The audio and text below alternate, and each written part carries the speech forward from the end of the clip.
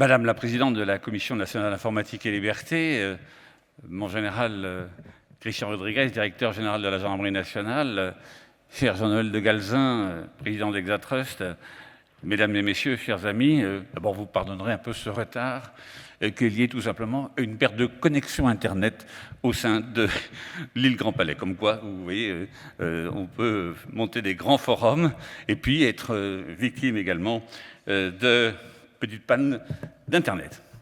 Alors toute l'équipe FIC, qui n'est pas ici rassemblée, mais qui est toujours au travail, vous souhaite la bienvenue pour cette 14e édition.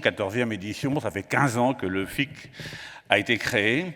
Et vous êtes toujours de plus en plus nombreux. Il y a beaucoup de fidèles, ceux qui sont là depuis les premières éditions. Et puis, il y a des nouveaux venus. Eh bien, qui que vous soyez, anciens, nouveaux, vous comptez autant pour nous. Et nous sommes heureux de vous accueillir pour ces 3 journées qui, je l'espère, vont répondre à vos attentes. Deuxième chose que je voulais vous dire en ouverture, c'est que la France est en période électorale. La France est en période électorale. Dans 3 jours, dimanche, aura lieu le premier tour des élections législatives. Vous comprendrez pourquoi nous n'aurons aucune visite ministérielle pendant ces 3 jours. Et les ministres sont tous astreints à ce qu'on appelle l'obligation de réserve, c'est-à-dire qu'ils ne peuvent pas s'exprimer, pour éviter effectivement qu'on puisse considérer qu'il y a une atteinte à la sincérité du scrutin. Et puisque les ministres ne peuvent pas s'exprimer, eh bien, les autorités nationales qui sont placées sous l'autorité des ministres ne peuvent pas non plus s'exprimer. Et c'est la raison pour laquelle le général d'armée Christian Rodriguez, directeur général de la gendarmerie nationale, va rester silencieux. Alors, derrière ton silence, mon cher Christian, je vois une porteuse. Il y a un bruit du silence. Et ce bruit du silence, dans mes oreilles, qui n'entendent pas toujours très bien, signifie qu'il faut continuer. On avance, on progresse. Le FIC, c'est une grande aventure, il faut la poursuivre. Ton silence est d'or, ta présence est de platine. Voilà donc pour ces premiers mots. Alors nous vivons depuis 2020 dans une période de crise, avec la crise Covid qui nous a séparés pendant plusieurs mois. Mais nous avons eu les retrouvailles au mois de septembre dernier. Et puis, ce qu'on peut appeler crise, mais qui est plutôt la guerre que nous retrouvons en Europe, quelque chose qu'on n'avait pas imaginé et qui, je crois, change beaucoup de choses dans notre façon de voir le monde, et notamment le cybermonde, car à côté d'une guerre cinétique, il y a aussi de guerre cybernétique qui atteint à la fois la couche matérielle, la couche logique, mais aussi la couche sémantique.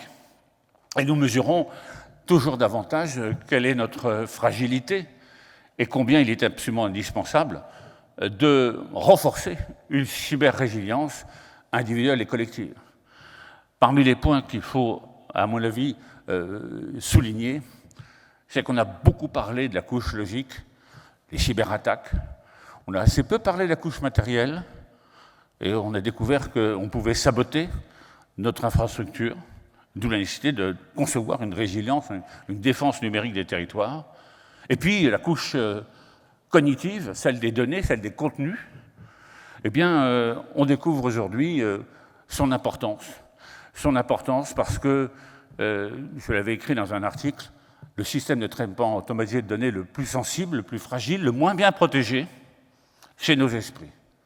Il n'y a pas de threat intelligence, il n'y a pas d'intelligence artificielle, il n'y a pas de VR, tout simplement parce que nous avons sans doute négligé le principal firewall qui puisse exister pour la compréhension de ces contenus, c'est tout simplement notre capacité de discernement, notre capacité d'esprit critique.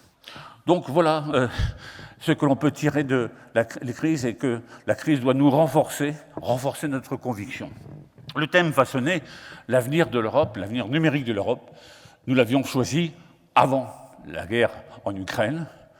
Et je crois que c'est un bon choix aujourd'hui, tout simplement parce qu'on met en évidence combien il est nécessaire d'être unis pour être plus forts, pour développer ensemble une cybersécurité et aussi développer ensemble une cyberdéfense avec ses aspects, je veux dire, défensifs, mais aussi peut-être avec ses aspects offensifs. Et ça, je pense que c'est quelque chose que nous devons avoir à l'esprit. Alors simplement, cette Europe que nous appelons de nos voeux, qui sera présente, qui est très présente aujourd'hui, avec un stand qui se trouve dans le forum, mais qui sera présente demain avec Madame Vestager, première vice-présidente de la Commission, eh bien cette Europe, nous en avons besoin. Nous en avons besoin pour développer justement une action qui n'est pas une action de fermeture, mais une action d'ouverture. L'Europe doit être ouverte, elle doit faire une proposition vers le reste du monde. J'en ai parlé tout à l'heure avec nos amis africains. Eh bien, il y a un dialogue nord-sud absolument indispensable qu'il faut mettre en place. Et puis, l'Europe, elle doit travailler avec d'autres pays du monde.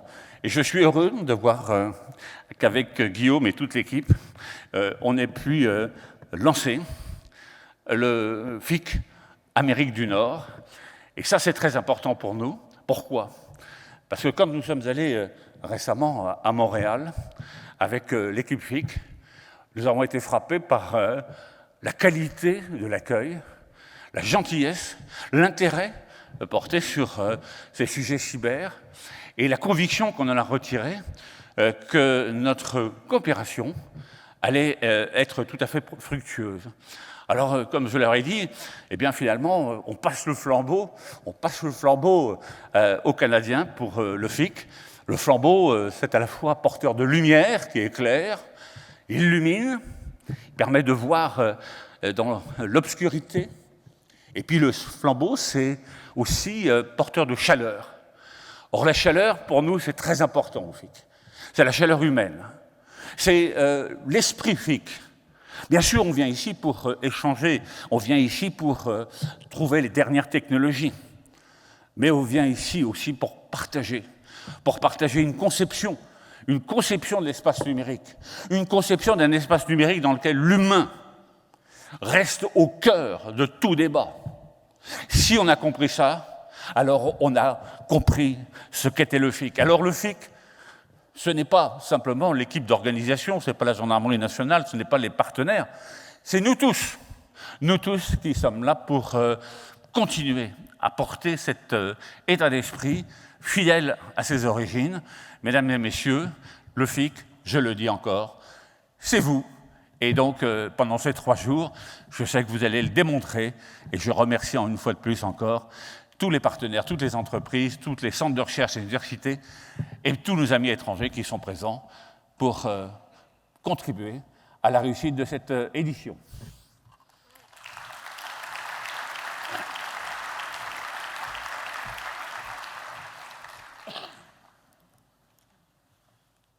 Bien, mesdames et messieurs, chers amis, dans un contexte de tensions internationales exacerbées, comme l'a rappelé le général à l'instant, ce FIC s'inscrit dans une double urgence.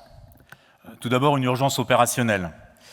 Toutes les 11 secondes, un rançongiciel frappe une organisation, y compris des hôpitaux, des collectivités, des PME et même maintenant des États. Il va y voir ce qui se passe aujourd'hui au Costa Rica. Mais c'est également une urgence politique, alors que la crise et le conflit ukrainien d'ailleurs ont montré nos multiples dépendances. Nous devons construire un environnement numérique qui corresponde non seulement à nos valeurs, mais aussi à nos intérêts.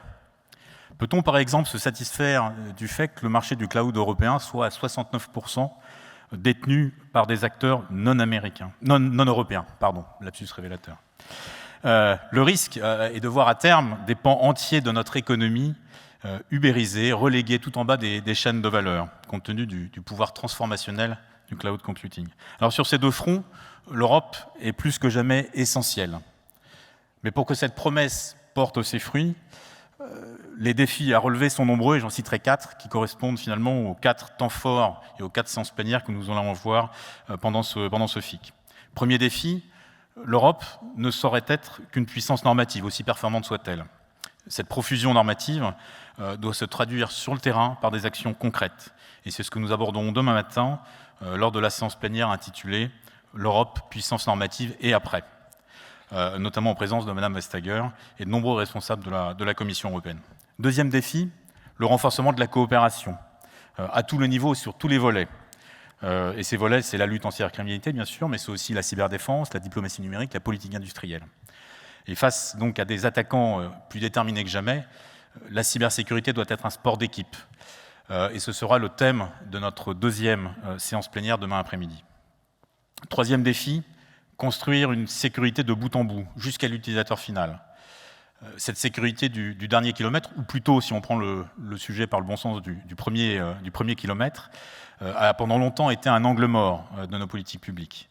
Et ce sera le thème de notre troisième séance plénière jeudi matin, puisque nous évoquerons le sujet de la résilience, avec en particulier le futur Cyber Resilience Act européen, qui va imposer des standards de cybersécurité à des fournisseurs d'objets connectés et d'équipements, aux fournisseurs d'objets connectés et d'équipements grand public. Quatrième défi, enfin, l'émergence d'une responsabilité numérique des entreprises. On le voit, le numérique induit des bouleversements multiples, humains, technologiques, éthiques, géopolitiques, environnementaux, que les entreprises qui sont de plus en plus impliquées dans la vie de la cité doivent saisir, au même titre que la RSE. Et cette responsabilité est même un élément clé de la confiance. Si on veut que les usages se développent, il faut intégrer cette responsabilité numérique des entreprises. Et ce sera le thème de notre quatrième séance, quatrième et dernière séance jeudi après-midi. Alors sur tous ces sujets, le FIC entend jouer pleinement son rôle au service de la communauté européenne de cybersécurité. Ce rôle, très rapidement, c'est tout d'abord d'être un facilitateur de rencontres pour tout l'écosystème. Et je salue ici les représentants de l'ensemble des organisations du secteur, Exatros bien sûr, cher Jean-Noël, mais aussi le CESIN, le CLUSIF, l'ACN, le CIGREF, le CEPSIS, EXO au niveau européen avec qui nous travaillons étroitement toute l'année.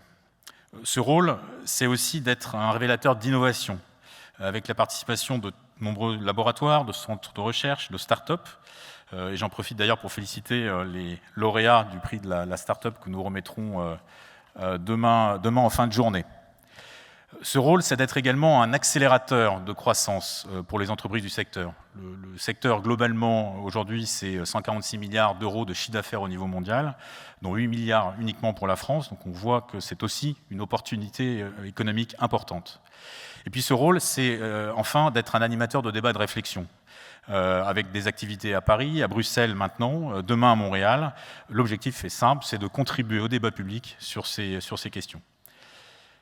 Alors le FIC a 15 ans cette année, comme l'a dit le général. 15 ans, c'est l'âge où l'on prend des décisions, où l'on réfléchit à son avenir, où l'on fait des choix. Et ce choix, c'est tout d'abord le choix de la fidélité par rapport à nos origines, comme l'a dit le général également, et au partenariat fort qui nous unit à la gendarmerie nationale, à la région Hauts-de-France et à la métropole européenne de Lille. Ce choix, c'est aussi celui d'une ouverture toujours plus grande au monde. Alors tout d'abord ici au FIC à Lille, au FIC européen, avec la présence de plus en plus de délégations internationales.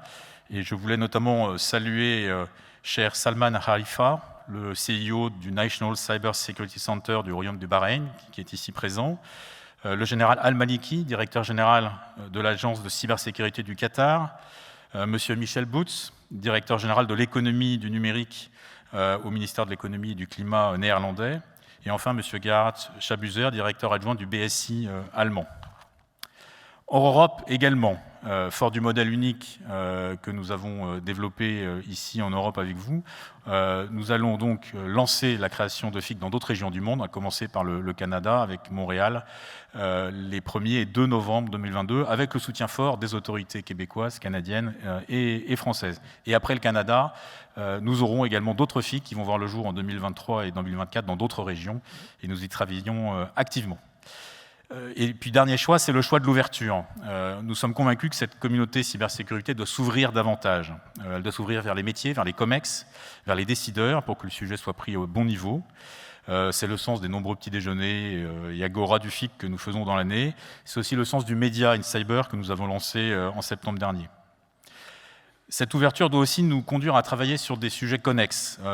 C'est le sens des nombreux side events que nous avons organisés notamment aujourd'hui avec Corinne sur l'investigation numérique, une journée au ZINT qui a eu beaucoup de succès également aujourd'hui, l'ID Forum, Cyber Security for Industry, et puis des petits nouveaux. On a notamment lancé cette année le Forum Trust and Safety pour réfléchir à tout ce qui est modération des contenus, notamment dans l'optique du futur DSA. Et puis, cette ouverture doit aussi nous ouvrir davantage vers le monde extérieur pour attirer, pour recruter.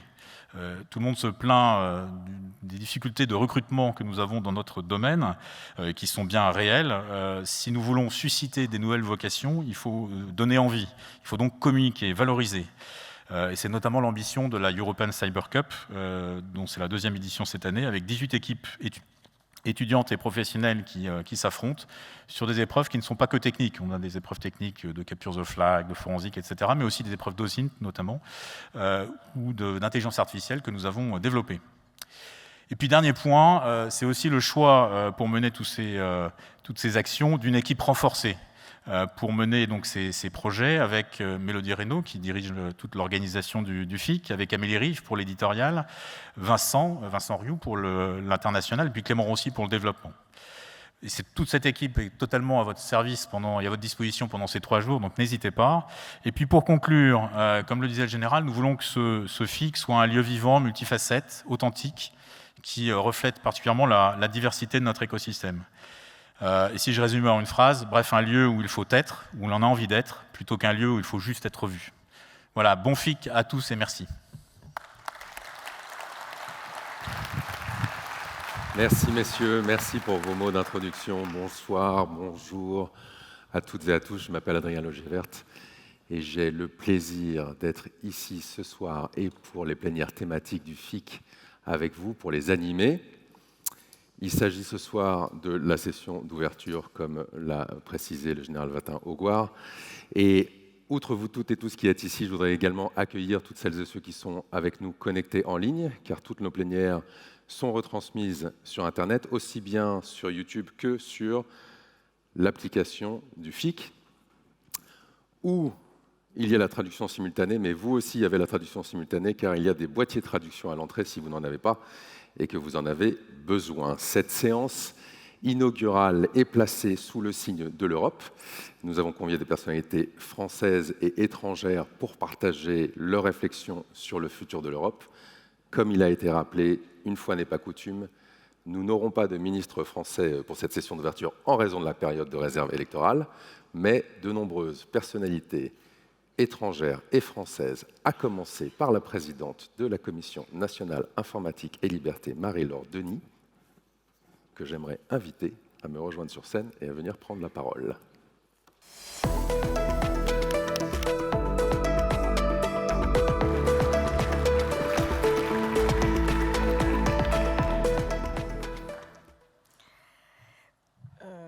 Je voudrais tout d'abord remercier les organisateurs de ce forum, tout particulièrement le général Watin-Augouard et M. Tissier. Je suis très heureuse aussi de parler devant le directeur général de la Gendarmerie nationale, cher Christian Rodriguez, parce que nous entretenons à la CNIL des relations constructives avec la Gendarmerie nationale. C'est un grand plaisir pour moi d'être à nouveau ici, de rejoindre la grande communauté de la cybersécurité réunie ici à Lille pour cet événement majeur qui est le FIC. Alors pourquoi la présence de la CNIL au FIC? J'espère que la réponse est de plus en plus évidente année après année, parce que la sécurité informatique est un enjeu qui s'est trouvé renforcé avec le règlement général sur la protection des données, qui est en vigueur depuis 4 ans maintenant. Tout d'abord, la sécurité informatique fait partie, depuis 1978, des principes fondamentaux de la loi informatique et liberté, parce que l'absence de sécurité d'un traitement de données personnelles fait notamment courir le risque que des données soient récupérées par un tiers malveillant et utilisées contre les personnes concernées. Donc le RGPD a rehaussé les exigences en matière de sécurisation des données personnelles. Il a aussi renforcé le rôle des autorités de protection des données auprès de l'ensemble des entreprises et des administrations en matière de cybersécurité.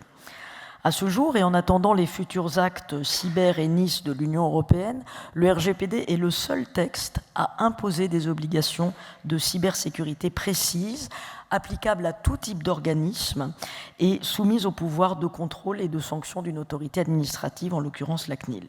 Dans ce texte figure notamment une obligation de notification des violations des données personnelles qui permettent à la CNIL de faire des constats, en tout cas sur les pratiques cyber.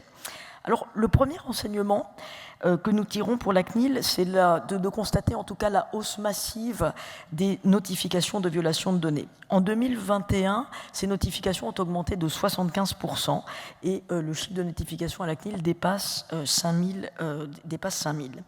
Ça reste néanmoins très en deçà, on le pense, de la réalité des incidents, en tout cas quand on compare par rapport à nos homologues du nord de l'Europe notamment.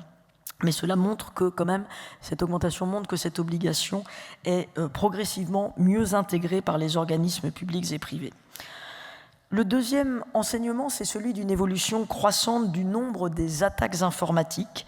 La CNIL a reçu en 2021 près de 3000 notifications qui étaient issues d'un piratage informatique, ce qui représente près de 60% des notifications, soit une hausse de 128% par rapport à 2020. Par ailleurs, ces chiffres reflètent une réalité déjà constatée l'année passée, mais dont il est réellement nécessaire de prendre conscience, c'est que tous les secteurs sont impactés, le public, le privé, et ce, quelle que soit la taille des structures. Il convient aussi de retenir que le tissu économique représenté par les PME et les micro-entreprises représente 70%, 69% très exactement des notifications de violation de données, et ce sont elles qui font majoritairement l'objet de piratages informatiques. Enfin, on relève aussi une nette évolution des attaques sur les messageries, permettant aux attaquants de lancer des campagnes d'hameçonnage ou des attaques aux faux ordres de virement. Mais l'attaque la plus répandue, ça a été souligné peut-être dans les propos introductifs, reste l'attaque par rançongiciel. Et à cet égard, 2021 a vu la multiplication des rançongiciels opérant l'exfiltration de données personnelles et des chantages à payer une rançon pour ne pas voir les données divulguées. La CNIL a ainsi reçu en 2021 plus de 2150 notifications sur ce type d'attaque, c'est-à-dire 40% des notifications, alors qu'en 2020, on était à 20% des notifications qui concernaient des rançongiciels. Et le quart de ces notifications concerne le secteur de la santé et de l'action sociale. Alors, je vous ai donné beaucoup de chiffres qui illustrent quand même pourquoi la sécurité des données est un enjeu majeur pour tous les organismes publics et privés et pour les individus que la CNIL a vocation à protéger plus particulièrement. L'ampleur du chantier en matière de cyber est titanesque et suppose une coopération étroite entre les acteurs publics et les acteurs privés, entre les fournisseurs de solutions et les clients, les entreprises, les administrations, entre les entreprises et les individus, comme l'incarne par exemple le projet Campus, qui n'est plus un projet, comme l'incarne le Campus Cyber lancé cette année. Dans cet écosystème, la CNIL a pour mission première de protéger les personnes et leurs données et d'assurer que ces personnes et ces données soient prises en compte dans la réponse à un incident cyber ou dans les politiques de prévention. La CNIL déploie son action autour de 4 axes. La sensibilisation du grand public, et parce que comme vous le savez, comme le général Vatin-Augouard l'a très bien rappelé, l'humain est le premier facteur de réalisation de la menace. L'accompagnement des professionnels pour anticiper les risques cyber, le contrôle et les sanctions pour les manquements les plus graves, et enfin, la participation à l'écosystème cyber renforcée cette année par notre participation à Cybermalveillance et au Campus Cyber. Dans son approche, la CNIL considère que la réponse aux obligations légales et réglementaires autour des enjeux de protection des données ne peut pas être un sujet qui est dévolu aux seuls juristes.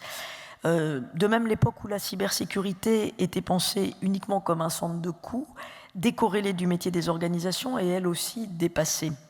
Le système d'information et les données qu'il traite sont au cœur de nos entreprises, sont au cœur des organisations étatiques.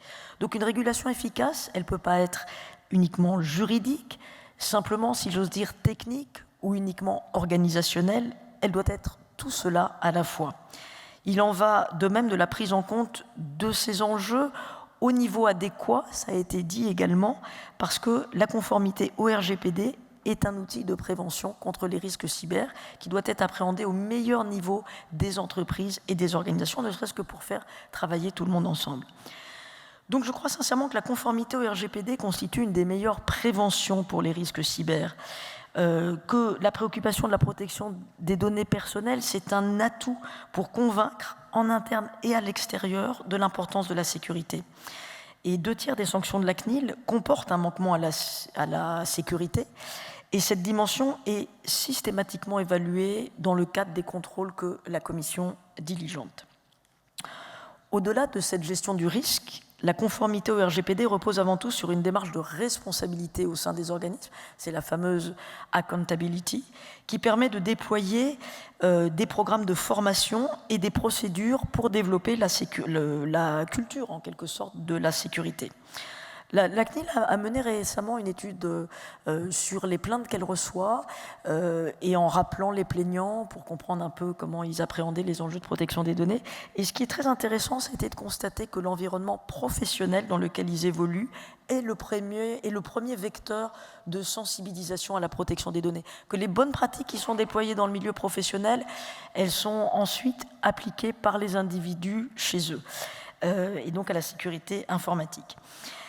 Et j'ai souhaité que la CNIL fasse de la cybersécurité vraiment un de ses axes prioritaires d'action en proposant plusieurs outils opérationnels pour les organismes publics et privés. Parce que le cœur de la gestion cyber, c'est l'analyse des risques.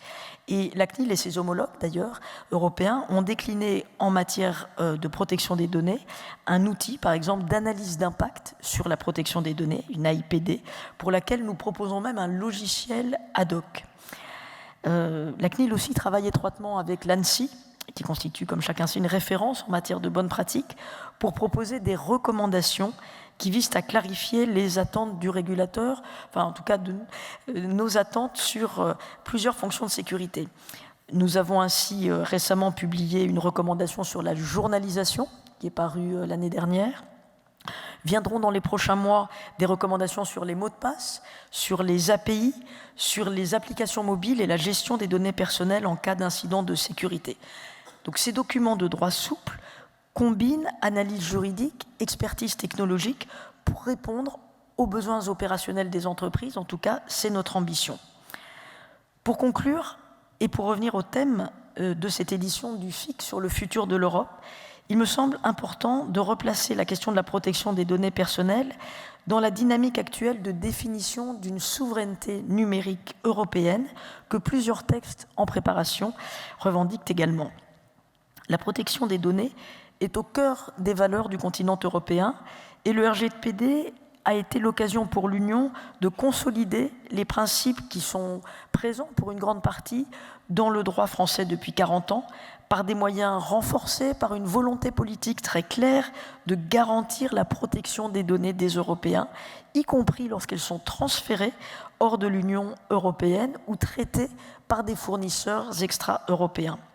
Le message a parfois du mal à passer, mais les sanctions adoptées depuis 4 ans concernant les GAFAM, y compris par la CNIL, constituent, prises dans leur ensemble, et pas simplement pour la CNIL, autant d'effets de levier permettant à l'Europe d'essayer de partager, à défaut d'imposer, sa vision du numérique et de ses valeurs. Les arrêts de la Cour de justice de l'Union européenne et l'arrêt Schrems II, tout particulièrement, appellent à la même rigueur en matière de protection de ces droits fondamentaux. J'espère que les prochains textes de la Commission, tout comme le schéma de certification européen du cloud en cours de préparation à l'ENISA, endosseront cette vision exigeante et protectrice pour les individus, qui n'est pas vraiment différente finalement des politiques défendues en Amérique du Nord ou en Asie quand il s'agit de protéger la cybersécurité. La CNIL continuera de soutenir toutes les initiatives qui permettent aux entreprises et aux administrations de relever leur niveau de sécurité et de protection des données personnelles, comme elle l'a fait pour le référentiel Secnum Cloud, qui constitue une garantie de conformité by design, si j'ose dire, aux décisions récentes de la CJUE. Je vous remercie.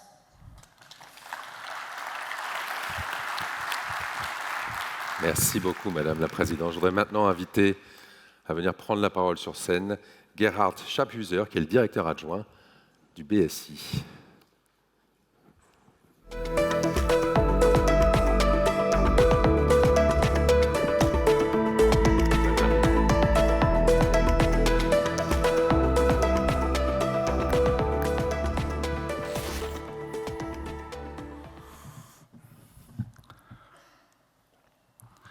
Mesdames et messieurs, c'est un honneur pour moi d'être ici aujourd'hui.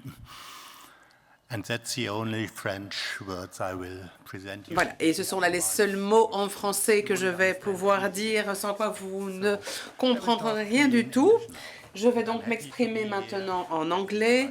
Je suis ravie d'être ici au FIC pour vous présenter l'approche du BSI sur le thème de cette conférence d'aujourd'hui, à savoir façonner l'avenir numérique de l'Union européenne. Permettez-moi peut-être de commencer par une toute petite introduction du BSI. Le BSI est en réalité une autorité de défense fédérale allemande. L'objectif est de partager des informations, de travailler par la prévention, détection, prévention pour les gouvernements, les entreprises et la société. Donc un programme complet. Nous avons commencé au niveau des gouvernements, de la prévention, et maintenant nous sommes plutôt dans la phase opérationnelle. Je dirais que nous avons à peu près 1500 employés qui travaillent sur les sujets de la certification, la normalisation, l'information, les identités électroniques, ainsi que les infrastructures électroniques et leur protection, pour mentionner simplement quelques catégories. Je voudrais maintenant partager avec vous un aperçu général de l'opinion du bureau BSI par rapport à l'évaluation de notre bureau de la situation actuelle. Nous évaluons la situation actuelle comme étant critique. Dans certaines parties, nous sommes même assez alertés. Pourquoi? Je dirais que c'est essentiellement dû à une augmentation des activités cyber malveillantes, comme les rançongiciels, différentes attaques sur Internet qui représentent des menaces pour les hôpitaux, les administrations locales et les entreprises. La situation de la sécurité informatique est aggravée davantage lorsque nous voyons les tensions géopolitiques qui ont lieu et qui ont été également accompagnées de cyberattaques. L'impact de ces attaques ne sont pas limités uniquement à l'Ukraine. Par exemple, dans le contexte de ce conflit armé, nous avons vu toute une série d'attaques contre Viasat, un prestataire de services de satellite. Il y a des dommages collatéraux puisqu'il y a eu un manque de disponibilité de certains services de maintenance dans les entreprises qui reposaient sur ces services satellites. Nous observons également des effets secondaires des sanctions imposées à la Russie. Par exemple, au mois de mars, nous avons un groupe en Allemagne qui a été la victime de certaines attaques, ce qui a mené à l'arrêt de services virtuels. La société représente une infrastructure critique en Allemagne et cette coupure de longue durée aurait pu avoir des conséquences très graves. À cause des sanctions, les prestataires de services informatiques étaient réticents et ne voulaient pas reconstruire les systèmes de cette entreprise. Et cela nous a demandé énormément d'efforts de les convaincre du contraire. Et puis finalement, nous avons pu obtenir gain de cause. Mais ce n'est pas toujours si facile. Nous avons également observé que le nombre d'attaques a augmenté.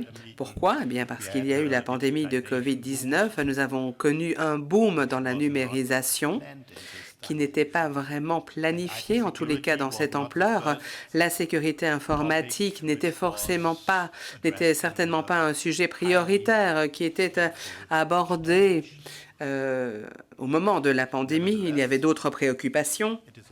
Ceci étant dit, il est important de remarquer également et de souligner que nous sommes encore au balbutiement de la numérisation. Aujourd'hui, les véhicules autonomes, par exemple, ne sont pas encore présents dans nos rues. Je vois qu'il y a quand même encore pas mal de chemin à parcourir avant que nos routes ne soient surchargées de véhicules autonomes. Nous ne voyons pas encore aujourd'hui ce que l'avenir nous réserve dans 10 ans. Ce qui signifie que les décisions que nous prenons aujourd'hui auront un impact profond sur notre avenir numérique. Dans ce contexte, il est essentiel de comprendre que la sécurité, la cybersécurité, est un élément clé. À côté de cela, les décisions, les engagements que nous ne prenons pas aujourd'hui auront probablement un impact également sur l'avenir. Par exemple, si l'Europe n'augmente pas son engagement dans les efforts de normalisation au niveau international, les technologies et les normes de l'avenir seront définies par les autres. Et il y a de fortes probabilités que les valeurs en matière de respect de la vie privée ne soient pas les mêmes que celles, par exemple, accordées soit en Europe ou en Allemagne. Je voudrais maintenant partager avec vous comment le BSI essaye de contribuer à ce meilleur avenir numérique pour l'Europe et pour l'Allemagne. Je voudrais vous parler des 4G, réglementation, normalisation, certification et coopération. Je voudrais commencer par la réglementation. Je dirais que c'est un outil très important, la réglementation. Et ici, le BSI contribue en apportant son expertise au niveau européen. L'objectif est de créer de bonnes réglementations en matière de cybersécurité. Alors, de bonnes réglementations, qu'est-ce que cela veut dire, bonne? Bien entendu, il faut accroître la cybersécurité d'un côté, mais il faut également que ce soit accepté par les parties prenantes de l'autre. Et c'est la raison pour laquelle c'est un processus parfois très difficile d'arriver au bon niveau de cybersécurité qui soit accepté finalement par tous. Des exemples de réglementation en Allemagne. Vous avez la loi 2.0 en matière de cybersécurité, entrée en vigueur au mois de mai l'année dernière. Cette législation prolonge le mandat du BSI dans ce domaine en matière de protection des consommateurs, protection des réseaux des gouvernements, du gouvernement fédéral, la protection des sociétés dites essentielles. Ce sont des sociétés qui sont très pertinentes pour l'économie allemande, ce qui nous permet de mieux protéger les activités du gouvernement, mais également la société de façon générale en Allemagne, au niveau national. Maintenant, la réglementation européenne joue un rôle également très important, le plus important, me semble-t-il, en tous les cas en Europe. Et du point de vue du BSI, nous avons là 2 directives qui auront un impact profond sur de nombreux pays, de nombreuses administrations en Europe. La transposition nationale de ces nouvelles tâches sera une énorme opportunité, mais je dirais que pour plusieurs entreprises, ce sera un grand défi à relever. C'est ce que pense le BSI, qui est une autorité compétente en Allemagne. Pour les entreprises qui tombent en fait dans d'autres catégories, nous savons que ce sera également un défi de taille. Par la NAS, la cybersécurité deviendra une exigence essentielle pour une grande partie de notre économie et de notre société. Il est important vraiment de promouvoir la cybersécurité, de travailler tous ensemble. Et ceci me mène à mon dernier point, qui est celui de la coopération. Autre exemple que j'aimerais partager avec vous, la loi sur la cyber-résilience, qui comble les lacunes réglementaires, parce qu'aujourd'hui, nous n'avons pas vraiment de règles harmonisées en matière de cybersécurité sur les produits et services. Et nous sommes d'avis que la possibilité d'introduire des exigences minimales horizontales sur le marché, de couvrir ainsi tout le cycle de vie est vraiment nécessaire. Nous pensons également qu'il est important de fournir une approche holistique en essayant de jeter des ponts entre les nouveaux cadres réglementaires en matière de cybersécurité. S'agissant des produits non critiques, nous aimerions que les vendeurs produisent des matériaux de type logiciel permettant une surveillance du marché pour pouvoir identifier très rapidement des produits produits sur le marché pour pouvoir agir directement. Nous pensons qu'il est important justement de se pencher sur ces différents points. Je dois dire que les 2 premières semaines qui ont suivi la publication de certaines faiblesses nous ont permis vraiment de travailler davantage et d'identifier et de voir si les faiblesses se trouvaient dans un produit ou pas. Pendant 2 semaines, à ce moment-là, on n'est plus protégé et on ne peut plus trouver de solution. On ne sait pas finalement ce qu'il faut faire. Donc voilà, je pense qu'il est important d'agir et c'est la raison pour laquelle nous pensons que nous avons besoin de ce matériel logiciel. Ce sera très important pour les produits informatiques à l'avenir. Quoi qu'il en soit, j'ai hâte de prendre connaissance de la première mouture de cette loi cette année et j'ai parfois l'impression que la Commission européenne n'accorde pas suffisamment d'attention à cette approche cohérente entre les différentes réglementations ou propositions qui abordent la cybersécurité. Nous avons le NIS, nous avons parlé de la loi sur la cyber-résilience, nous avons la loi en matière de cybersécurité en tant que telle, nous avons le NLF, la directive sur les radioéquipements, etc. Il faut qu'il y ait de l'harmonisation, ou tout au plus une certaine cohérence, je dirais, entre ces différentes exigences imposées par ces réglementations. Autre initiative qui mérite d'être mentionnée, la proposition publiée par la Commission européenne au mois de mars 2022 sur les nouveaux rôles visant à établir des mesures en matière de cybersécurité au sein de l'Union européenne. J'accueille favorablement le fait que la Commission européenne ait finalement publié une telle proposition, mais à mon avis, le moment est venu d'établir ces mesures communes entre les différents organes de l'Union européenne et j'ai bien peur que cette proposition publiée par la Commission ne soit suffisante pour augmenter le niveau général de cybersécurité dans ces organes de l'Union européenne. Du point de vue du BSI, le niveau de cybersécurité qu'il faut viser doit être au moins équivalent au niveau NAS 2. Au-delà de ces aspects de réglementation, que ce soit au niveau national ou au niveau européen, je pense que la normalisation est une des pistes les plus importantes sur lesquelles nous devons nous engager. Il y a quelques années, l'Europe était vraiment la championne de la normalisation. J'ai un petit peu peur que lorsque des normes voient le jour, elles ne vont probablement pas correspondre au niveau d'éthique au sein de l'Union européenne. Et donc, j'ai vraiment le sentiment qu'il est important que l'on s'engage davantage dans ces différents travaux. La cybersécurité, la réglementation en tant que telle, toute seule, ne peut pas fonctionner. Ce dont nous avons besoin, c'est d'une cybersécurité bien vérifiée, d'une méthode que nous proposons, la certification.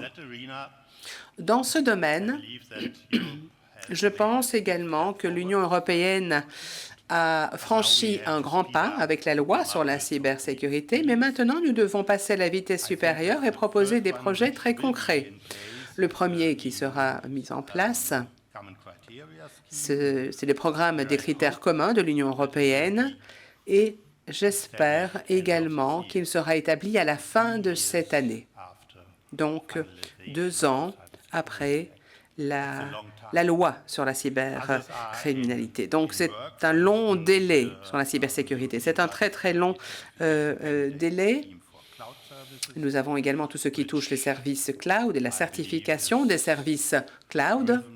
Là, je pense que ce sont la France et l'Allemagne qui sont vraiment les chefs de file de ce genre de projet. Dès lors, il est important de souligner qu'au sein du BSI, nous travaillons en étroite collaboration avec notre homologue français. Nous avons une collaboration très fructueuse et nous voulons vraiment travailler sur ces programmes de certification. Donc, merci infiniment à l'ANSSI également de travailler ainsi avec nous. Nous avons la réglementation, la normalisation et à côté de cela, nous avons également la certification. Nous pensons qu'il est important d'arriver à des niveaux de cybersécurité qui soient les plus adéquats. Ce sont des éléments parfois qui ne sont pas vraiment très tangibles et ça, c'est mon dernier point. Je le disais, la collaboration. Moi, je pense qu'une bonne cybersécurité doit reposer sur une approche holistique. Et c'est quelque chose que nous pourrons obtenir à condition de travailler de concert, à condition de travailler tous ensemble. Mais nous devons nous faire confiance. C'est la raison pour laquelle, en tous les cas pour le BSI, c'est une question très importante pour nous. Nous voulons vraiment arriver à des relations dignes de confiance. Nous voulons que cette collaboration nous permette d'arriver à une architecture, une méthodologie et des critères en matière de cybersécurité qui soient les meilleurs, mais également une réglementation. Ceci étant dit, je voudrais maintenant conclure et terminer sur ce message. Pour développer la confiance, nous avons besoin d'interaction. Et c'est également la raison pour laquelle je voudrais saisir cette opportunité pour remercier la présidence française du Conseil de l'Union européenne. Merci d'avoir consenti tant d'efforts pour avoir organisé tant de réunions en personne du réseau de cybersécurité pendant votre présidence. D'après ce que j'ai entendu, vraiment, ce furent là des réunions couronnées de succès et de très belles opportunités de réseautage également, parce que malheureusement, à cause de la pandémie, tout était un petit peu arrêté. Alors, en droit fil avec ce que je viens de dire, je voudrais féliciter les organisateurs du FIC. Merci beaucoup d'avoir organisé cet événement. Merci d'avoir rassemblé tant de représentants de l'écosystème de la cybersécurité. Je vous souhaite à tous et à toutes une conférence couronnée de succès, très fructueuse, de belles perspectives également échangées au cours des 2 prochaines journées. Merci beaucoup de m'avoir écouté. Thank you very much, sir. Thank you for your words. Merci infiniment. Je voudrais maintenant accueillir Michiel Boots, économiste en chef au ministère des Affaires économiques et des politiques climatiques des Pays-Bas. Excellences, Monsieur le Général, Monsieur Tissier, chers invités, chers partenaires français, chers collègues, un grand merci à vous de votre chaleureux accueil au cœur du merveilleux métropole de Lille, dans cet édifice phare des années 90, conçu hyper accessible, hyper central, hyper modulaire. Un peu comme nous concevons les innovations de notre ère et comme nous saluons les opportunités européennes de l'intelligence artificielle, du numérique en nuage, du numérique quantique et leur défense. J'éprouve un grand plaisir à vous adresser depuis ce podium qui m'est offert suite au partenariat très récent entre l'organisation du FIC et l'Organisation pour la cybersécurité néerlandaise ONE. Je poursuivrai, si vous me le permettez, en anglais. How to better secure the digital economy. Comment sécuriser l'économie numérique et investir dans cette économie du numérique?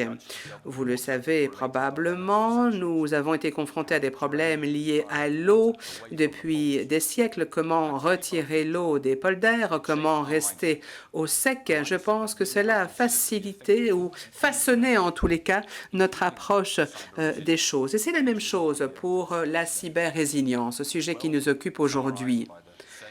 Alors, on peut dire que si vous voulez aller loin, vous devez aller tout seul. Mais si vous voulez aller encore plus loin, si vous voulez aller plus loin, vous devez aller ensemble. Et si vous voulez aller vite, vous devez avancer tout seul. Je pense qu'il est important de chercher des accords sur ce qui est urgent. Un petit exemple. Aux Pays-Bas, nous avons une plateforme qui est appelée Decipher. Ce n'est pas une grande plateforme, mais nous pensons que c'est vraiment comme notre grand palais de la collaboration. Une plateforme caractérisée par des activités modulaires, la recherche, des applications innovantes.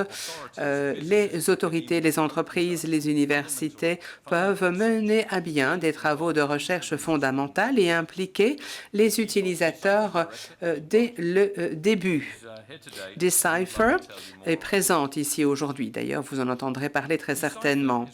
Decipher, c'est une des grandes initiatives qui écoulent, qui émanent de notre politique. Nous avons adopté une approche holistique en matière de cybersécurité afin de promouvoir ce climat numérique. Nous allons continuer à inviter des entreprises internationales, des petites et moyennes entreprises et leurs consommateurs. Nous allons les inviter à collaborer. Nous voulons promouvoir la recherche et le développement. Nous conscientisons sur les questions de cybersécurité. Nous créons des débats, nous partageons des informations, nous répondons aux incidents. Je voudrais vous donner un autre exemple. Il y a 6 mois, plusieurs entreprises ont été confrontées à un risque, un cyberrisque, 2 institutions et le centre numérique. Directement, eh bien, tout le monde a travaillé pour essayer de résoudre le problème. Les entreprises ont bien répondu également. Et donc, en fait, nous avons vu qu'il était important de protéger la société de cette mer de problèmes. Alors bon, bien entendu, il n'y a pas qu'une seule voie pour ces informations. Il y a plusieurs façons possibles. Nous devons travailler sur base de la confiance, de la connaissance, de la vigilance. Mais je pense que nous devons regarder au-delà de nos frontières, au-delà de nos digues, pour reprendre cette métaphore, parce que nous sommes dans un domaine qui ne connaît aucune frontière, un domaine dans lequel les forces de marché, les valeurs, parfois ne sont pas les mêmes. La collaboration, me semble-t-il, est la seule voie à suivre. La France, actuellement, assume la présidence tournante de l'Union européenne. Nous sommes vraiment ravis de voir que la transformation numérique a été une des priorités de cette présidence. La France collabore avec les Pays-Bas pour arriver à un niveau commun de cybersécurité au sein de l'Union européenne. En plus de cela, les États membres maintenant comprennent à quel point il est important d'avoir un secteur privé résilient capable de répondre à ces menaces. Le marché du numérique va certainement bénéficier de cette compréhension commune. Nous collaborons les uns avec les autres dans le cadre de la loi sur la cybersécurité. Il est important également d'être en capacité d'être en concurrence sur ce marché. Nous devons travailler sur les services, les produits numériques. Au mois de septembre, la Commission européenne a l'intention de publier cette loi. Il est important de noter également que les liens entre La Haye et Paris ont été renforcés au cours des dernières années. Autre point essentiel, les décideurs politiques, les experts techniques doivent réfléchir sur ce qui nous unit. On peut partager évidemment les bonnes pratiques dans le cadre d'une conférence. On l'a fait d'ailleurs à La Haye il y a quelques années. La France, les Pays-Bas, d'autres pays avaient d'ailleurs pris des positions. Des alliances ont été créées à l'époque. Des architectures de coopération permettent de générer des opportunités. Aujourd'hui, il est impossible de faire face aux défis ou d'imaginer l'avenir de nos sociétés sans ces collaborations. Le gouvernement néerlandais continuera à chercher des partenariats dans les technologies, la recherche, la cybersécurité, comment reprendre le contrôle de nos propres données et réseaux. Mesdames et messieurs, nous sommes tellement nombreux. J'estime qu'en fin de compte, nous puissions réaliser un marché numérique qui permette à nos citoyens de développer leur potentiel, aux entreprises d'innover à volonté et à nous tous de nous équiper pour le futur de l'Europe. J'en profite pour vous inviter à la prochaine One Conference à La Haye au mois d'octobre, le Cybermois. N'oublions cependant pas qu'en cette période de l'année, le bonheur est dans le marché. Merci à vous. Je vous souhaite une très bonne conférence. Merci beaucoup, Michel Boots, et pardonnez-moi de vous avoir introduit en anglais. Votre Votre maîtrise du français est impeccable. Je voudrais maintenant inviter Jean-Noël de Galzin, le président d'Exatrust, à venir me rejoindre sur scène. Il va faire son entrée pendant une vidéo, justement, sur Exatrust.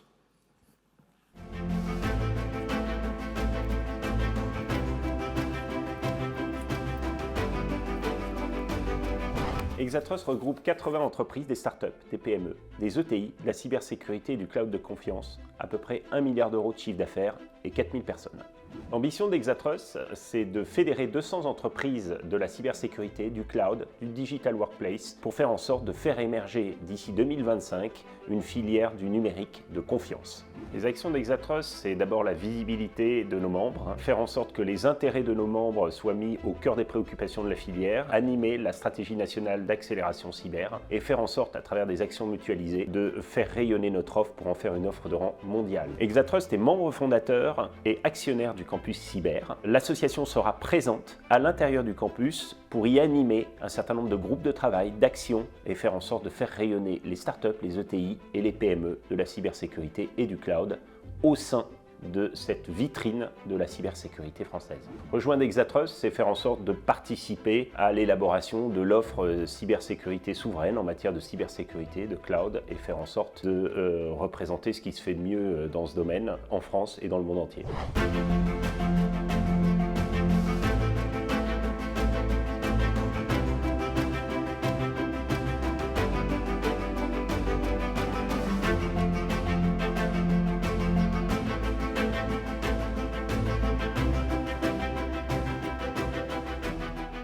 Jean-Noël de Galzin, vous êtes partout sur tous les écrans et vous êtes ici avec nous. Merci.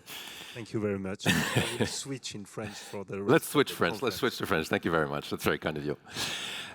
Dressons un constat. L'Europe et en premier lieu la France est un leader dans de nombreux secteurs très numérisés, automobile, télécom, nucléaire, aéronautique. Mais dans le secteur de l'IT, la France tient un rôle et l'Europe tient un rôle bien moins prépondérant. Comment l'Europe doit-elle relever le défi qui se présente à elle pour devenir aussi un leader dans le cyber et avec quelles ambitions? Alors, d'abord, merci de nous accueillir une nouvelle fois. On est ravis d'être le partenaire du FIC. On est ravis de retrouver la famille avec Guillaume Tissier, Marc Vatin-Augouard, toutes les équipes. On est ravis de constater, je vois que Christian Rodriguez, cette année, le général Rodriguez était très détendu. Je comprends pourquoi, il est en période de réserve, donc il était très détendu, il n'avait pas d'intervention à faire. Et je constate avec plaisir d'abord la présence de la CNIL. Je pense que c'est important de dire que, comme ça a été dit, que la protection des données représente sans doute à la fois une préservation d'un modèle de liberté qui est le nôtre, de l'humain, dans ce qu'il produit numériquement, ces données, mais aussi parce que, effectivement, la protection des données, c'est fondateur d'un numérique différent, et sans doute un numérique dont on n'a pas encore tiré parti. On a l'idée, maintenant il faut réaliser, il faut transformer. Ensuite, je constate qu'il y a des interventions de nos partenaires internationaux, puisqu'on parle souvent de souveraineté dans ces débats-là. Il n'existe pas de souveraineté européenne. Il n'existe pas de défense européenne. Pourquoi ne pas construire une défense européenne à travers la cybersécurité, des critères communs de cybersécurité, et faire en sorte de faire apparaître, grâce à ces critères communs, un numérique plus protecteur, plus résilient, un numérique qui nous ressemble davantage et qui nous servira à nourrir ce qui me paraît être l'enjeu aujourd'hui. C'est l'enjeu de la politique industrielle européenne. Comment construire des champions du numérique, des champions de la cybersécurité, des champions du digital workplace, des champions de l'intelligence artificielle, des champions du quantum computing, des champions industriels qui vont permettre de matérialiser, de faire exister une vision européenne du numérique. Voilà, donc cette vision européenne du numérique, on a parlé de nos partenaires africains, on peut parler de nos partenaires du Maghreb, de nos partenaires des pays arabes ou des pays du monde entier, latino-américains, en Asie du Sud-Est, au Japon. Partout dans le monde, on partage cette idée que la liberté est fondamentale, dans le monde réel comme dans le monde numérique. Et pour moi, aujourd'hui, la liberté ne peut pas consister à un marché où tout est gratuit en échange des données qui constituent l'avenir des personnalités ou de l'évolution des gens. Non, pour moi, la protection des données est absolument essentielle. Donc, oui, on a créé des grands champions industriels. On voit, à travers tout ce qu'on a entendu, on entend qu'il y a des réglementations toujours plus présentes. Le règlement général, le RGPD, on l'a dit. La directive Nice, ça a été dit par notre partenaire du BSI. Il y a le DSA, le DMA. Toutes ces réglementations, on annonce le Cyber Resilience Act. Donc tout ça, c'est très positif au niveau réglementaire. Et nous sommes les champions du monde de la réglementation. En revanche, je pense que le sujet pour nous, c'est vraiment la réalisation, la transformation de ces réglementations en réalité. Et je ne voudrais pas finir comme la chèvre de M. Seguin en tant qu'entrepreneur. Si vous connaissez l'histoire de la chèvre de M. Seguin, c'est cette chèvre qui va, à l'invitation de son fermier, venir gambader dans un pré, et puis elle a envie d'aller dans les montagnes, comme ça, donc mais le fermier lui dit « Non, non, il ne faut pas aller dans les montagnes, c'est trop dangereux ». Il l'enferme dans sa ferme, et à ce moment-là, il y a une fenêtre ouverte, et l'entrepreneur, comme la chèvre de M. Seguin, va passer par la fenêtre, au-delà des réglementations, au-delà des règles, et va aller dans les montagnes. Et qu'est-ce qui va se passer ? Elle va gambader, elle va découvrir le monde. Et puis, attirée par, malgré les sirènes du fermier, elle va rester la nuit tombée et elle va se faire avaler par le loup. Je pense qu'il y a des entrepreneurs en Europe qui rêvent de bâtir une industrie aussi forte que l'ont fait nos prédécesseurs chez Alstom, chez Nokia, chez Telefonica, dans des groupes industriels qui sont devenus des grands leaders. Eh bien, nous sommes un certain nombre à vouloir construire des grands leaders du numérique, des grands leaders de la cybersécurité, voilà, qui font exister les territoires numériques européens. Donc moi, c'est ça que je voudrais voir réussir. Écoutez, je vous remercie pour cette relecture de la chèvre de M. Seguin. Je n'avais jamais lu sous cet angle-là. Il faut détendre l'atmosphère. À cette heure-là, on devrait être fidèle aux habitudes françaises, en train de partager un verre de l'amitié. Absolument. On a vu dans le film d'introduction à propos d'Exatrust, dont l'objet est de promouvoir et de construire la confiance dans le cloud et l'excellence cyber. Quelles sont les actions concrètes que vous menez pour justement faire émerger ces champions, pour faire vivre cette ambition que vous avez ? Alors, pour nous, donc on est très impliqués à l'intérieur d'Exatrust. On est 80 membres. Comme ça a été dit par le film, dans la cyber, le cloud ou les digital workplace, nous, notre idée, c'est d'essayer effectivement d'abord de réunir ce qui se fait de mieux dans ces différents domaines pour créer un portfolio de solutions. C'est très pragmatique, très concret. Parce qu'en fait, et ça a été dit tout à l'heure encore lors de la remise des labels par le représentant de la DGE et de l'ANSSI, ce qui est d'abord important, avant de vouloir réglementer, c'est d'aller à la rencontre des utilisateurs. Donc nous voulons présenter ce catalogue. Nous avons sorti une nouvelle brochure capacitaire, encore une fois, pour présenter le meilleur de l'offre, pour permettre à des entreprises petites, grandes, des collectivités locales, des établissements de santé, des entreprises industrielles, de s'équiper en matière de cyber, en matière de cloud, en matière de digital workplace, si elles veulent faire appel à des solutions souveraines. Deuxième aspect, on va travailler, très impliqué dans la stratégie nationale de cybersécurité promulguée le 18 février 2021 par Emmanuel Macron, 1 milliard consacré à la cyber. Il y a eu ensuite une stratégie du cloud, stratégie nationale du cloud, 1,7 milliard. Ça, c'est des moyens qui sont mis sur la table pour permettre de faire émerger des grandes alternatives, des grandes infrastructures souveraines, de faire émerger des offres qui vont nous permettre de construire finalement notre industrie et répondre aux besoins des utilisateurs. Et ce que j'ai trouvé vraiment intéressant, c'est nous sommes impliqués aux côtés des acteurs étatiques, aux côtés des grands industriels, et on a fait émerger pour la première fois, à mon sens, un fonds, France Relance, avec 136 millions au départ, 176 millions à la fin, qui servent directement, non pas à donner des subventions à nos entreprises, nos petites entreprises, nos PME, nos start-up. Les subventions, ça n'est pas ce qui nous intéresse. Ce qui nous intéresse, c'est d'aider nos utilisateurs à s'équiper. Et nous leur présentons nos offres pour qu'ils puissent s'équiper. Nous les faisons certifier par l'ANSSI. Demain, j'espère que nous pourrons les faire certifier par le BSI. Et pourquoi pas faire en sorte que le BSI reconnaisse les certifications de l'ANSSI et que l'ANSSI reconnaisse les certifications du BSI et que ça soit équivalent dans tous les pays européens. Enlevons ces barrières.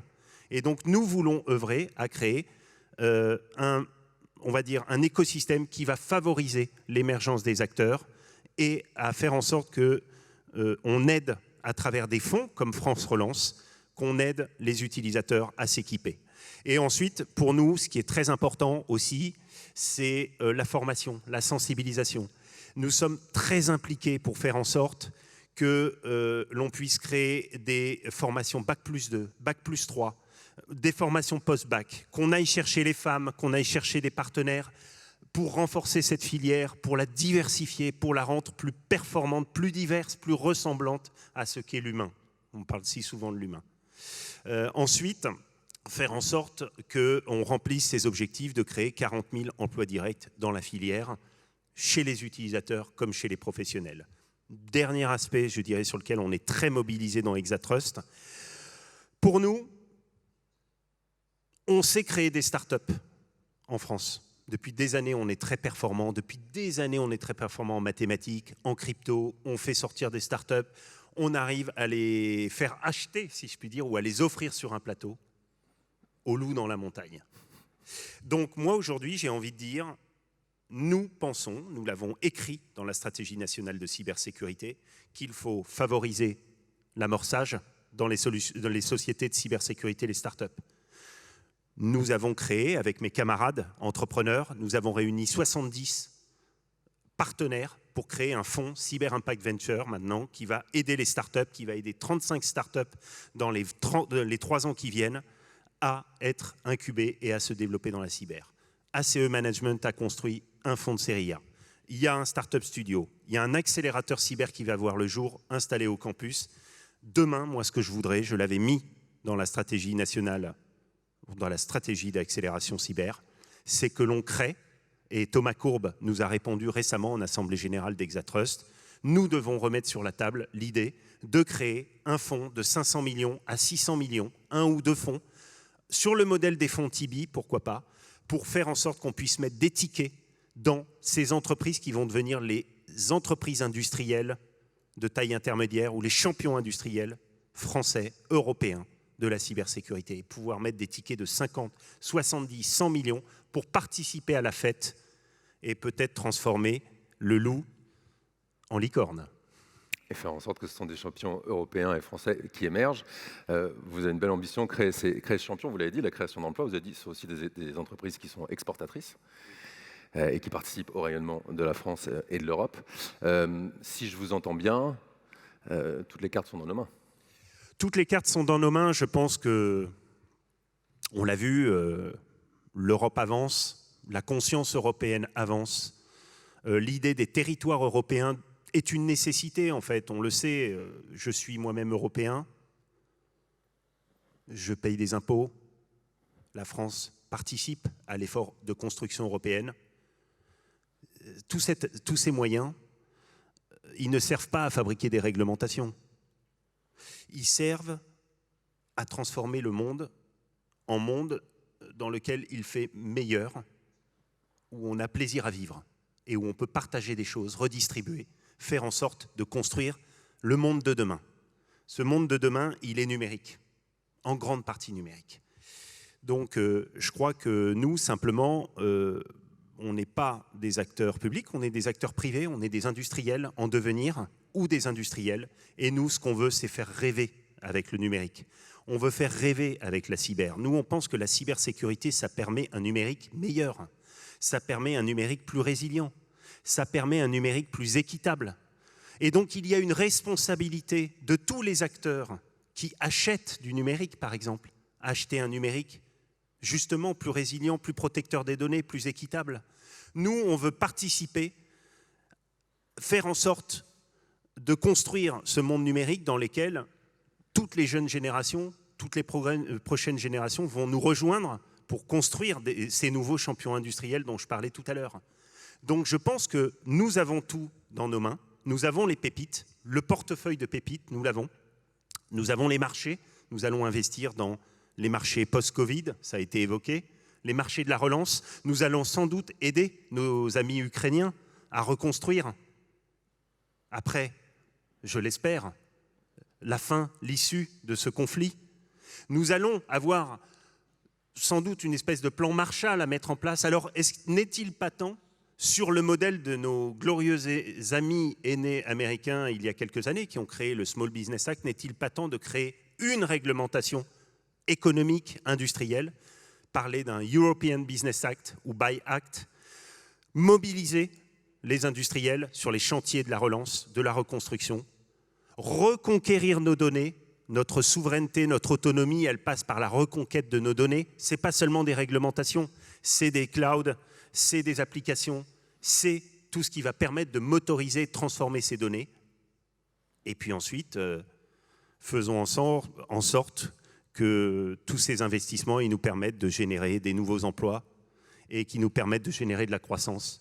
Et que ce modèle, il attire suffisamment de monde au-delà même de l'Europe pour nous permettre, pourquoi pas, de créer la troisième voie numérique, celle que j'appelle de mes voeux depuis des années, que j'ai pu partager au FIC, notamment avec mes amis Marc Vatin-Houguard, Guillaume Tissier et puis un certain nombre d'entre vous, le numérique de confiance, la troisième voie numérique.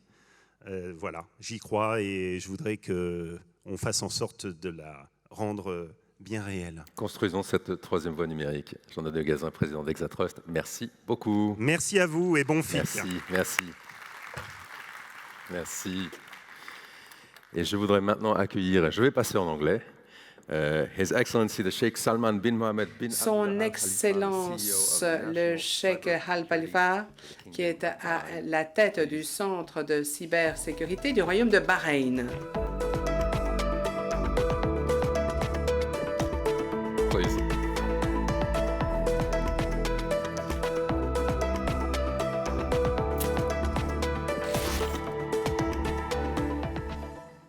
Thank you very much for being with us on stage at the FIC. Merci beaucoup d'avoir accepté notre invitation. Soyez le bienvenu et merci beaucoup. C'est une très belle ville et je suis ravi d'être ici. Nous venons de l'entendre, l'Union européenne est en train de définir sa propre voie numérique qui couvre tous les aspects du numérique, la protection des données personnelles, la souveraineté personnelle, la lutte contre les discours de haine. Quelle est votre opinion par rapport à la voie suivie par l'Europe? Est-ce que votre pays partage les mêmes attentes que l'Union européenne? Oui. Tout d'abord, je voudrais féliciter l'Europe parce que ce voyage de l'Europe vers l'économie numérique, vers cet espace numérique, a débouché sur le développement de règles, de normes incroyables, de conformité également, ce qui nous a aidés à développer notre propre avenir. Lorsque nous voyons ces changements survenus au cours du temps, nous voyons qu'il y a vraiment de grands esprits disponibles, que ce soit dans le domaine de la recherche, de l'université, les entreprises privées. Toutes ces entités ont travaillé de concert pour élaborer ces normes, ces lois, en plaçant le citoyen au cœur des préoccupations, pas les entreprises. Voilà, il s'agit de la protection des citoyens. Et c'est la raison pour laquelle, au Royaume du Bahreïn, nous avons voulu copier ces lois. Nous avons d'ailleurs voté des lois en matière de protection de la vie privée qui reposent sur vos législations européennes et la loi sur la signature numérique également. Ce qui est intéressant ici de voir, c'est que, voilà, c'est quelque chose qui se développe également. C'est quelque chose qui évolue avec la technologie. Par exemple, la signature numérique. Si nous regardons en arrière, les signatures numériques se passaient uniquement sur les grilles smart. Ça, c'était il y a quelques années. Maintenant, avec les smart cards, avec tous les smartphones, par exemple, les iPads, bon, voilà, on n'a pas de lecteur. Vos experts ont dit pourquoi ne pas obtenir cette signature à distance? Et donc, cela a permis à plusieurs applications de bénéficier de ces signatures. C'est ce que les clients veulent. Les sociétés technologiques n'aiment pas cela, évidemment. Elles n'aiment pas qu'on leur dise ce qu'elles devraient faire. Elles ne veulent pas être guidées comme cela. On ne peut pas compliquer l'innovation, mais en tous les cas, ce que l'Europe a fait, c'est de prouver qu'elle peut être innovante tout en continuant à protéger les citoyens. Donc, félicitations. Dans notre région, nous voulons vraiment copier ce que vous avez fait. Le Bahreïn, normalement, au deuxième trimestre de 2023, devrait également avoir une signature numérique qui repose sur les normes européennes. C'est un exemple qui vous montre que non seulement le Moyen-Orient, mais le monde tout entier peut bénéficier de votre expérience. Ce sont des opportunités uniques et les entreprises européennes peuvent arriver les premières sur le marché. La transformation numérique, et vous avez donné un exemple d'ailleurs, cette augmentation exponentielle des attaques également, c'est peut-être la résilience de la société qui est en jeu ici. Quelle est votre approche? La technologie est omniprésente. Nous le voyons avec les smart cards, avec les smartphones, les iPads. Maintenant, nous allons avoir des maisons connectées, des véhicules connectés et un système de soins de santé connecté aussi. Un système qui va contrôler le cœur, injecter le médicament directement dans le corps du patient. C'est quelque chose qui connaît une explosion ici. Et donc, nous regardons le monde et nous essayons de nous tourner vers le monde pour lui demander ce que nous devrions faire. Il y a des centres de recherche, des universités, comme je le disais, qui vont trouver la bonne voie. Et je pense que l'Union européenne doit jouer un rôle de leader. S'il s'agit de normes, eh bien c'est très bien. Nous allons continuer à chercher ces normes pour pouvoir les utiliser, pour protéger notre environnement, pour protéger nos citoyens. Nous allons les placer alors dans les bonnes législations, accepter ces normes et veiller à ce que ces normes soient respectées. Ça, c'est une des voies possibles. Le deuxième mécanisme est plutôt d'avoir les bonnes infrastructures. Des infrastructures qui soient résilientes aux cyberattaques. Soyons vigilants. Nous devons contrôler. Il y a des infrastructures dans les entités privées, mais il y en a ailleurs également. La sécurité, c'est onéreux. Alors, comment est-ce qu'une petite entreprise, un petit magasin peut faire pour se protéger? Nous savons très bien, nous devons avoir la sécurité pour tous, à un prix abordable pour tous. Et puis, pour terminer, je dirais que nous devons continuer à travailler sur nos programmes de conscientisation, renforcer les compétences numériques. Et ça, c'est un travail de longue haleine. Ce sont là les trois domaines dans lesquels nous pensons pouvoir avancer. Vous avez parlé des infrastructures, mais de façon plus large, est-ce qu'il ne faudrait pas rendre ces exigences obligatoires, par exemple, pour les fabricants d'équipements, comme nous le voyons avec la loi en matière de cybersécurité? Ne pensez-vous pas que cela devrait être obligatoire pour les éditeurs de logiciels, par exemple, pour les opérateurs d'infrastructures? Je pense que cela rendrait les choses beaucoup plus compréhensibles. Même au niveau des produits, pour répondre à votre question, oui, effectivement, nous avons besoin de normes. Nous avons besoin de législation, mais nous avons besoin de normes, de certification, comme le BSC le dit. C'est la voie à suivre. Et si ces normes sont disponibles, d'autres pays vont suivre.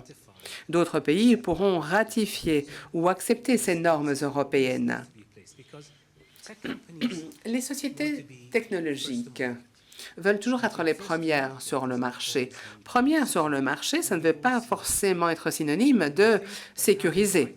Et je pense qu'en ayant les bonnes normes, en travaillant par le biais de la loi, nous verrons de meilleurs produits, comme nous l'avons vu d'ailleurs avec le RGPD.